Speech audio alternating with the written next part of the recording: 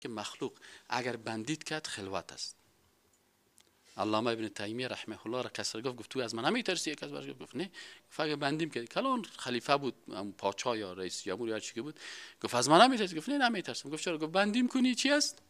خلوت است. قرار اموشه حال تسبیح نمیگم اینجا خوب بیاز اینجا بیکارم تو قرار شیم سبحان الله سبحان الله سبحان الله سبحان الله. اگر از این منطقه تردم کنی چی است؟ سیاحت است. میدونی چه کار میکنه؟ مرا گفتی بکشیری از کابل یک 4 ماه ریم کردی مثلا هندوستان، مردم سیاحت پیسه میده، مردم تو مفرایی میکنی. و گفت اگر بکشیم شهادت است. از این خاطر هر سهش خوب است، خلوت با الله، سیاحت در سرزمین الله و یا هم شهادت در راه الله. هیچ نقص نمیکنه. نقص تو میکنی که 50 سال بعد که باز ما تو رو برو شدیم در قبر باز سرت خم است. نسی خاطر من نمیترسم از کلان از پادشاه. گفت نه من نمیترسم از پیش. چرا از پیش تو بترسم؟